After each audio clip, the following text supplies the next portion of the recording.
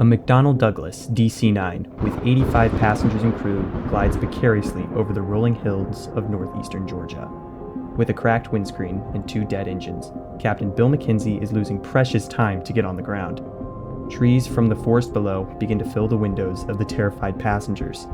Will the captain find a place to land, or will a misjudgment the flight crew made earlier cause the flight to end in tragedy?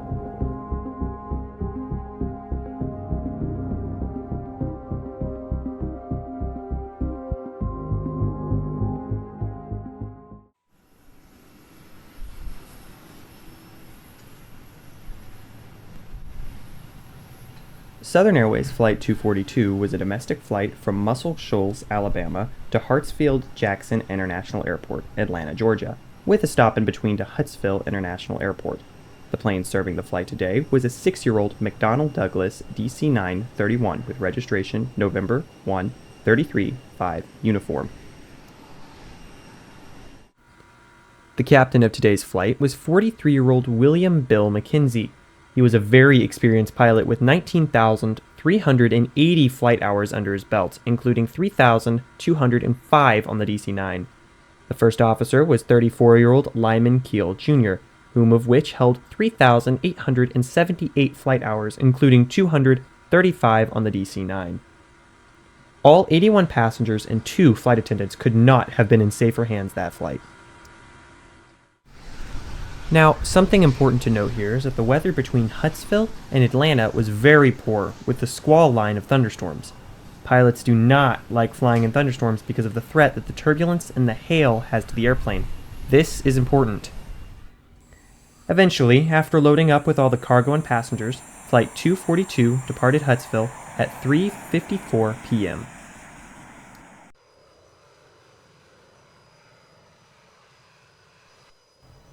After climbing to the cruising altitude of 17,000 feet, the flight crew of Southern 242, now faced with navigating this line of thunderstorms, try to find a hole to fly through. The device that would be helping them through this storm is an X-band weather radar. This radar, however, is very different to the colored displays airplanes have nowadays, as it was a black and white display. Black for clear skies, white for precipitation. This radar, whilst useful, had a weakness when penetrating heavy rain or hail, as the radar waves, instead of returning to the radar, would bounce away or be absorbed entirely. This led to a radar hole, which on the display was black, the same as the indication for clear skies.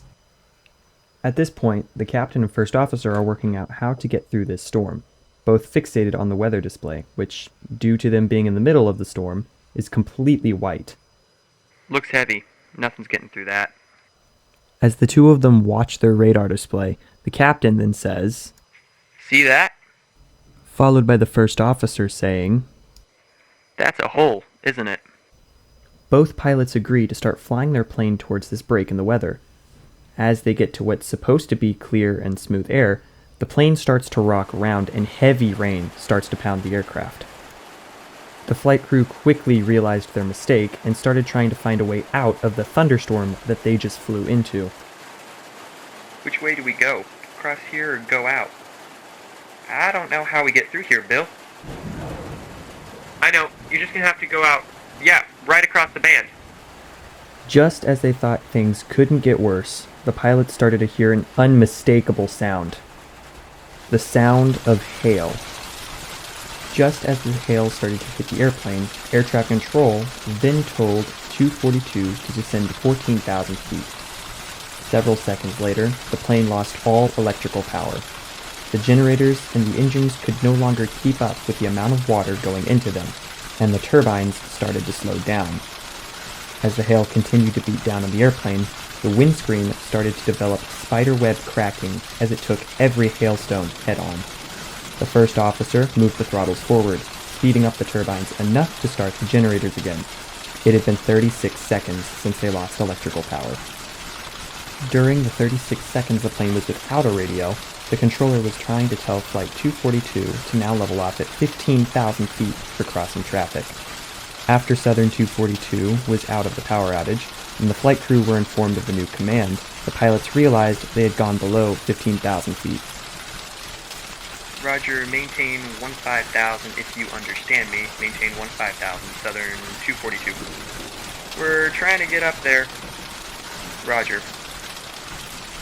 Okay, 242, we just got our windshield busted, and, we'll try and get back up to 15. We're at 14. Southern 242, you say you're at 14 now? Yeah, couldn't help it. As the first officer started to pull the plane out of its descent, the left engine cut out. Then, seconds later, the right one cut out.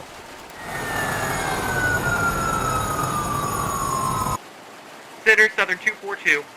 We lost both our engines. After the engines cut out, the plane undergoes another power outage. The flight crew turn on the APU, and power is restored 2 minutes later. Southern Airways 242 comes out of the front of the storm seconds later. The plane is now eerily quiet in contrast to the chaos moments before. The only noise that fills the cabin is the sound of the wind. Captain Bill McKenzie then radios Atlanta Center and declares an emergency, as well as asks for vectors to the nearest airport. Southern 242, Atlanta. Atlanta, Southern 242, we've lost both our engines. We need vectors to the nearest airport, and we're at 7,000. Southern 242, roger, turn right heading 100 will be vectors to Dobbin for a straight-in approach, runway 11, altimeter 2952, your position is 20 miles west of Dobbins at this time. Okay, 140 heading and 20 miles? And make heading of 120, Southern 242, right turn 120. Okay, right turn 120, and you got our squawk, haven't you? On emergency? Not receiving it, but radar contact, your position is 20 miles west of Dobbins. Alright, listen, we've lost both engines, and, I can't tell you the implications of this. We've only got 2 engines. How far is Dobbins? Southern, 242, it's, 19 miles, sir. The frustrated and stressed flight crew start to look for another place to land as they realize the altitude they have is not sufficient to make it. The captain then asks air traffic control for an alternative airport. Is there any airport between our position and Dobbins? Southern 242, no sir. Closest airport is Dobbins. Roger. I doubt we're gonna make it, but we're trying everything to get something started. Roger. Well, there's Cartersville. You're approximately 10 miles south of Cartersville, 15 miles west of Dobbins. Can you give us a vector to Cartersville? Alright, turn left heading 360. Be direct vector to Carterville. 360, roger. And what's the runway heading? Stand by. And how long is it? Stand by. Like we are, I'm picking out a cleared field. Now, out of options and altitude, Bill McKenzie starts looking for a suitable place to land. The two of them pick out a highway called Georgia State Route 92, now the Dallas-Ackworth Highway, as it passes through a town called New Hope, Georgia. I see a highway over there. No cars. Right there. That's straight? No. We're gonna have to take it. Atlanta Center, we're putting it down on a highway. We're down to nothing. 200 minimum. Flaps. They're at 50. Got it. I've got it. 100. I'm gonna land right over that guy. That's a car ahead. I've got it, Bill. I've got it. Okay. Don't stall it. 20. 10. Oh! Come on. Back down, back down, back down. 10. Stop, stop, stop!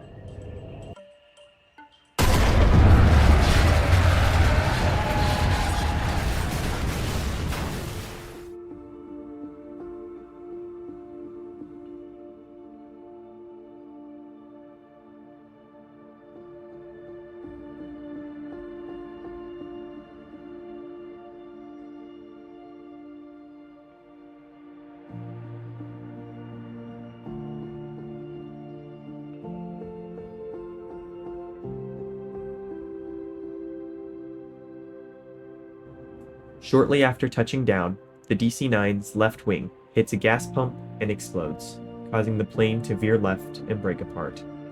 The cabin breaks into 5 main pieces and erupts into flames. Only 22 would survive. The NTSB determined that the first officer mismanaged the throttle inputs whilst flying through the hail core, causing the engines to surge. The pilots didn't recognize that the engines were surging in time, causing the compressor blades to melt. Once the compressor blades had melted, the engines could not be restarted. The NTSB also issued a NOTAM to all pilots and controllers to not fly planes into thunderstorms. Southern Airways 242 is the prime reason why you don't land planes on highways, even in an emergency like this. Highways are for cars, not for planes.